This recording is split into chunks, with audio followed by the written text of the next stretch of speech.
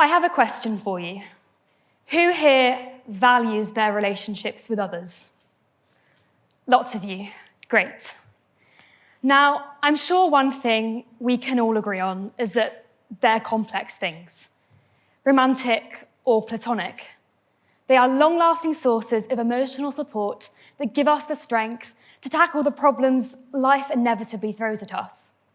But if these relationships are so important to us, why do we let political views dominate them so much? Research following the 2020 US presidential election found that almost 80% of Trump and Biden voters said they had just a few or no friends who supported the other candidate. 80%. And that's only covering friendships.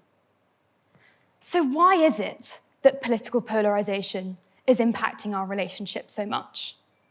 This is something I've been wondering about more and more, as it increasingly seems that love and politics are becoming so inextricably linked. Even dating apps are now starting to include political preferences as part of their formulas for relationship success, as it seems that by avoiding the world's political polarization, you can protect the quality of your relationship. In light of these ideas, I will explore over the next 8 minutes what impact political polarization is having on our relationships and how we as a society can look to the future to make sure it doesn't destroy them and their chance of success before they've even begun. In 2024, researcher Amy Gordon and her colleagues at the University of Michigan conducted research into this subject. The study looked into whether people prefer partners whose views are politically similar to theirs, and also looked into whether similarity of views impacts the quality of your relationship. Participants were required to keep a daily diary and questionnaire, rating their overall relationship satisfaction and conflict, with questions assessing political stress. The researchers found that a phenomenon known as assortative mating is common in relationships. This is the idea that people are more likely to form a committed relationship with someone who agrees with them. In line with this idea, the researchers found that only 25% of those in their sample were with opposite party partners, with fewer than 8% of relationships being composed of one Democrat and one Republican. The study also revealed that those who were able to be in these politically dissimilar relationships cared less about politics. However, even among those who claimed to care less about politics, couples experienced a lower relationship quality relative to their more similar counterparts. So the study concluded that politics has a measurable impact on who we choose as partners, as well as the quality of our relationship. But why is it that politics, of all factors, is impacting our relationships so much? Well, one answer to this question addresses how our own core values drive our political beliefs.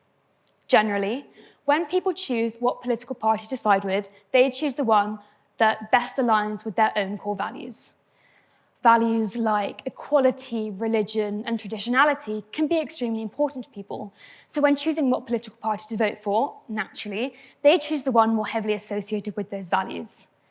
However, having our political views being so heavily impacted by our own personal beliefs means that, increasingly, a political disagreement can feel like an attack on our own personal character, as opposed to our political outlook.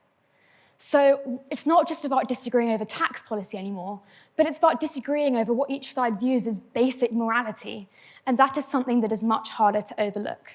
So when it comes to a relationship, couples tend to experience increased conflict as political debate and discussion becomes more closely associated with an argument of what values are right and wrong. This can leave those involved feeling misunderstood, eliminating the feelings of comfort and security that we value in our relationships and replacing it with unwanted feelings of alienation. The stereotyping of those who think differently to you is also adding to this alienation. A recent poll conducted by the Public Religion Research Institute found that 8 out of 10 Republicans believe the Democratic Party has been taken over by socialists, or 8 out of 10 Democrats think the Republican Party has been taken over by racists. What the results of this poll demonstrates is that opposing political parties are viewing each other as more extreme than they actually are, since each side views themselves as eminently fair and right, and the other side as illogical. But through reducing people to these stereotypes, we are failing to see the full complexity of them and their political views. So when it comes to a relationship, we lose some of our ability to empathize. But take comfort in the fact that social media has not made this easy. Networks are often accused of enhancing political polarization through what have been dubbed filter bubbles and echo chambers.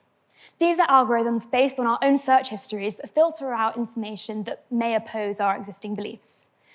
But when we are constantly shown information that aligns with things we already believe, we form a sort of bubble where we rarely come across things that disagree with us. This can give us a skewed perception of reality, making it harder to empathize with those who may think differently to us. So when it comes to a relationship, we lose our ability to empathize in disagreements, increasing the likelihood that the relationship just won't work out. Now, I know after what I've been discussing, it may now seem like having a relationship with someone who disagrees with you is near impossible. And if not impossible, then a lot of effort for something that will likely be just unsatisfactory.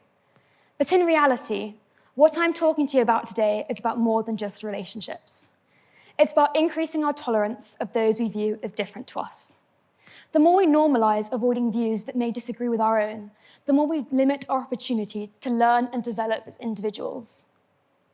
The more we can try to form relationships with those we may think are different to us, the more we give ourselves the opportunity to develop personally, and this is beneficial for the broader fabric of society. This us versus them attitude makes us think that political views are binary, when in reality, they are so much more than just the political party you vote for. So how can we look to the future to encourage a more cohesive political society? Well, I think the key to this is understanding and openness. We must understand that everyone has their differences, and it isn't an attack on you if someone disagrees with you. Think of a person in your life as a collection of 100 qualities, including their behaviors, their interests, and what you both have in common. Now, what if 10 of those qualities were things you may not always agree with, but you choose to look past them for their other, more favorable qualities? It doesn't mean you like those qualities, but it means you are big enough to accept them. This is an idea championed by the psychologist Robert Leahy. Rather than reducing somebody to one fraction of who they are, we should strive to see the positive. Keeping our relationships requires acceptance, understanding, and openness to differences that are inevitable, since we are all individuals. This is a key accepted idea of how we maintain our relationships. So why shouldn't it apply to politics? I'm not saying you have to go out and form a relationship with somebody who may be your complete opposite.